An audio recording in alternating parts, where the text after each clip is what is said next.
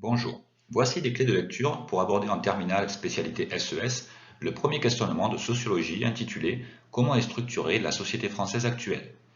Ce questionnement est un thème récurrent des SES, cependant, l'approche de la structure sociale dans ce nouveau programme nous invite à quelques ajustements que nous verrons dans cette vidéo. Ce questionnement nécessitera un retour sur les prérequis de première, notamment dans les chapitres 6, 7, 8 et 10. La problématique d'ensemble consiste à se demander comment peut-on se représenter la structure sociale en France, comment rendre compte et comment classer les individus. Le questionnement se compose de 3 objectifs d'apprentissage que nous allons aborder dans l'ordre du programme. Premier objectif d'apprentissage, savoir identifier les facteurs de structuration et de hiérarchisation de l'espace social, catégories socioprofessionnelles, revenus, diplômes, composition du ménage, position dans le cycle de vie, sexe, lieu de résidence. Ce premier objectif a pour finalité de repérer la structure de l'espace social et donc de classer les individus. La notion d'espace social peut être définie comme l'ensemble des positions sociales dans la société, des positions distinctes et hiérarchisées. À travers ce premier objectif, la notion d'inégalité devra être introduite puisque l'existence d'une hiérarchie suppose un accès inégal à des ressources ou à des positions socialement valorisées. La parenthèse nous invite à développer les multiples critères de hiérarchisation, avec tout d'abord des facteurs socioprofessionnels, au premier rang desquels figure la catégorie socioprofessionnelle ou la profession exercée, qui constitue le principal déterminant de la position sociale. Par la profession, l'individu perçoit un revenu qui lui permet de participer à la vie économique et sociale, consommer et épargner, tout en disposant d'un certain degré de reconnaissance sociale ou de prestige social. Le niveau de diplôme détermine l'efficacité de l'insertion professionnelle, et donc la profession de l'individu. Le rendement relatif du diplôme pour accéder à un emploi, c'est-à-dire le rapport entre un individu diplômé et un autre sans diplôme, n'a jamais été aussi important qu'aujourd'hui. D'autres facteurs jouent aussi un rôle de différenciation sociale. La composition des ménages en est un. Les formes familiales prédisposent l'accès à certaines ressources valorisées. Ainsi, les familles monoparentales sont par exemple plus exposées à la pauvreté que les familles composées d'un couple et leurs enfants. La position dans le cycle de vie fait référence à la tranche d'âge à laquelle l'individu appartient et les spécificités de ses comportements économiques, sociaux et culturels. À emploi comparable, les jeunes actifs perçoivent des revenus plus faibles, sont plus exposés au chômage et ont des pratiques culturelles qui se distinguent fortement de celles de leurs aînés. Le sexe, encore, est un facteur d'inégalité dans de nombreux domaines, et ce, malgré les avancées considérables depuis le milieu du XXe siècle. En 2020, selon l'Observatoire des inégalités, dans la sphère professionnelle, les femmes perçoivent un salaire 23% inférieur à celui des hommes, sont plus exposées à la précarité, au temps partiel, aux horaires décalés, et même pour les plus diplômés, le plafond de verre reste encore bien réel. Dans la sphère privée, le partage des tâches domestiques et familiales ne progresse pas et reste encore très inégalitaire. Enfin, le lieu de résidence peut aussi être la cause d'un accès inégal à l'emploi, aux consommations culturelles, aux services publics, comme le transport, la santé, l'école, entre ceux qui habitent à la ville et ceux de la périphérie. Le fossé peut être grand selon le lieu de résidence.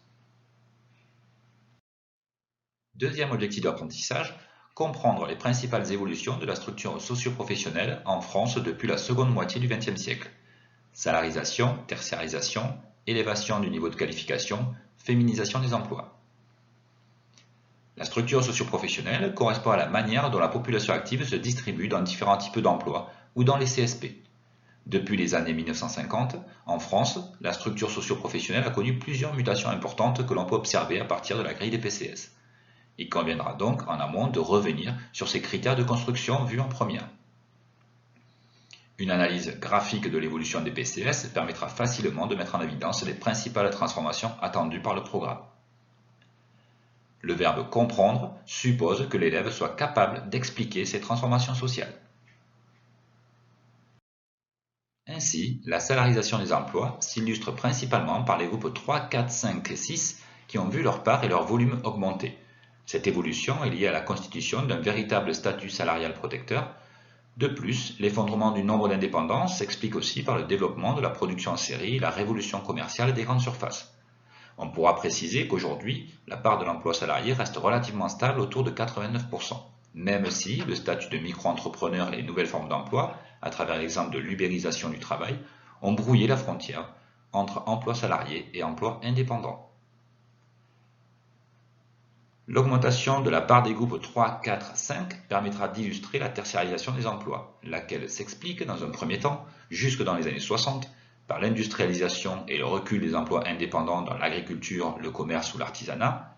À partir des années 60, la part des emplois liés aux nouvelles activités de service va augmenter considérablement pour représenter actuellement 70% des emplois. La hausse des qualifications s'illustre par l'augmentation des groupes 3 et 4 et s'explique par l'augmentation du niveau de qualification requis au sein des métiers. Besoin comblé par la massification et en partie la démocratisation de l'école. Cela ne signifie pas pour autant la réduction et encore moins la disparition des emplois non qualifiés. Enfin, concernant la féminisation de la population active visible dans les groupes 3, 4, 5, et même si celle-ci reste inégalitaire selon les situations, elle est la conséquence de la volonté d'indépendance et à une reconnaissance de droits pour les femmes. Elle résulte aussi du recul du taux d'activité des hommes par le double effet de l'allongement de la durée des études et jusqu'aux années 90 à l'affaiblissement de l'âge de la retraite grâce notamment au dispositif de pré-retraite. Troisième et dernier objectif d'apprentissage, connaître les théories des classes et de la stratification sociale dans la tradition sociologique, Marx-Weber, comprendre que la pertinence d'une approche en termes de classe sociale pour rendre compte de la société française fait l'objet de débats théoriques et statistiques, évolution des distances inter- et intraclasses, articulation avec les rapports sociaux de genre, identification subjective à un groupe social, multiplication des facteurs d'individualisation. Cet objectif nous invite à présenter les analyses traditionnelles de la structure sociale à travers deux auteurs bien connus des SES, Marx et Weber, à la suite desquels nous pourrons nous demander si l'analyse de la structure sociale en termes de classe sociale reste encore pertinente aujourd'hui. Les analyses de Marx et Weber sont fondatrices des théories ultérieures de la stratification sociale, cependant, la présentation d'analyses plus récentes n'est pas exigée. Pour Marx, le modèle de production capitaliste crée des positions sociales distinctes et hiérarchisées et forme des groupes sociaux dont les intérêts s'opposent. Marx présente deux classes sociales basées sur la propriété ou non des moyens de production, deux classes qui polarisent la société dans son ensemble, les bourgeois capitalistes d'un côté et les ouvriers prolétaires de l'autre, lesquels ne disposent que de leur seule force de travail pour assurer leur subsistance. Ainsi, le groupe constitué forme une classe en soi. Progressivement, cette similitude des conditions, ainsi que l'entrée en lutte contre les bourgeois, vont faire naître une véritable conscience de classe. La classe ouvrière devient alors une classe pour soi, laquelle s'engage dans une lutte des classes dont l'objectif est de mettre fin à cette exploitation. L'analyse de la structure sociale de Weber repose quant à elle sur trois dimensions relativement indépendantes. La dimension économique est celle qui se rapproche le plus de celle de Marx. Basée sur un critère d'ordre économique, Weber distingue plusieurs classes sociales selon leur capacité à se procurer des biens de consommation ou à détenir des moyens de production. Il peut exister des rapports de domination pouvant donner lieu à un conflit, même si celui-ci n'aura pas pour objectif de renverser l'ordre établi. La dimension sociale se compose de groupes de statuts qui se distinguent par leur degré de considération sociale, fondé sur le mode de vie, l'instruction, le prestige de la naissance ou de la profession. Même si avec la profession il peut y avoir un lien avec la dimension économique, celui-ci n'est pas mécanique. Enfin, la dimension politique met en scène des partis dont leur caractéristique est le degré de conquête et d'exercice du pouvoir. L'analyse de Weber est donc tridimensionnelle, bien que celles-ci ne doivent pas être pensées en autonomisant systématiquement les trois dimensions, bien au contraire. Le deuxième temps de cet objectif d'apprentissage nous invite à réfléchir sur la pertinence du concept de classe sociale aujourd'hui à l'aide d'une liste d'outils théoriques et statistiques. Il s'agira de montrer qu'il n'y a non pas une disparition, mais une recomposition des classes sociales à travers une liste de critères objectifs et subjectifs. La distance interclasse fait référence à la thèse de la moyennisation, qui se définit comme un rapprochement des niveaux, modes et styles de vie et pratiques sociales. Jusqu'au début des années 80, on constate une tendance à la réduction des inégalités, une homogénéisation des pratiques sociales. L'école et les médias ont pénétré tous les milieux et atténué les frontières culturelles. Le monde ouvrier actuel n'a par exemple plus grand-chose à voir avec celui d'il y a 40 ans. On se pose même la question si les classes n'ont pas disparu. Cependant, depuis le début des années 80, les sociologues reconnaissent plutôt une société de classe, avec un retour des inégalités, notamment celles liées à la forte progression des revenus du top 1%, aux transformations du marché du travail et de l'organisation du travail, et à l'apparition du phénomène de déclassement. La reproduction sociale persiste au cours des 3 dernières décennies et augmente plus spécifiquement dans les catégories supérieures. La notion de distance intraclasse nous invite à repenser les frontières pertinentes des groupes sociaux. Cette distance viendrait les modifier. La qualification distingue les ouvriers ou les employés entre eux, à tel point que l'on peut se demander si les travailleurs non qualifiés constituent une nouvelle classe sociale. L'évolution de cette distance intraclasse peut être identifiée, comme l'a fait Camille Penny, en analysant les taux d'inscription sur les listes électorales pour une même catégorie socio-professionnelle. Ici, les employés et les ouvriers, variables selon le type de contrat de travail, la nationalité, le sexe, le diplôme ou encore la taille de la commune. Cette distance intraclasse, notamment chez les travailleurs non qualifiés, va avoir des conséquences sur l'intégration professionnelle, la construction identitaire et le sentiment d'appartenance des individus. L'analyse en termes de classe sociale peut aussi s'articuler avec les rapports sociaux de genre. Cette articulation met en évidence le concept d'intersectionnalité.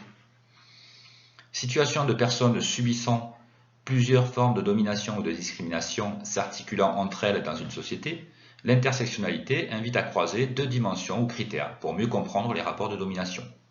Ici, en croisant le genre et la classe, on peut mieux comprendre pourquoi le temps partiel subi est différent selon que la femme est cadre ou employée. Pourquoi une femme cadre est très inférieure à un homme cadre. Ou encore pourquoi, dans un couple biactif très diplômé, certaines femmes s'en sortent mieux dans leur progression de carrière que d'autres. Enfin, d'autres critères plus subjectifs permettent de mettre en évidence cette recomposition des classes sociales. L'identification subjective à un groupe social, autre que le travail, peut être mise en évidence à travers l'exemple de la classe ouvrière, qui a toujours été hétérogène, mais où il y avait dans les années 50-60 une identification subjective forte ou un fort sentiment d'appartenance. Cela a peu à peu disparu lorsque l'on tente d'identifier aujourd'hui qui est ouvrier ou qui se définit comme ouvrier. Cette non-identification au monde ouvrier est un signe de l'affaiblissement des distances interclasses, soit la conséquence de tout ce qui précède, dans cette deuxième partie de ce dernier objectif d'apprentissage. Les ouvriers se distinguent plus aujourd'hui par les loisirs, les études et le milieu associatif que par leur travail. Le nous peut donc se construire autrement que par une logique de classe.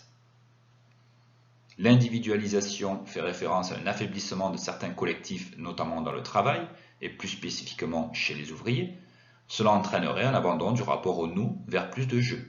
Conséquence, entre autres, de la réduction de la taille des entreprises, de la désyndicalisation, de la diminution de la représentation politique, des nouvelles formes d'organisation du travail, de l'hétérogénéité des statuts d'emploi, la peur d'être associé aux travailleurs précaires, ou encore la crainte de la stigmatisation.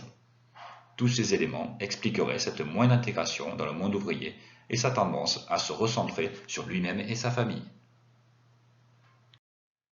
Je vous remercie pour votre attention et pour terminer cette présentation, je vous propose dans cette dernière diapositive une bibliographie indicative qui vous sera sûrement utile dans la préparation de ce nouveau questionnement.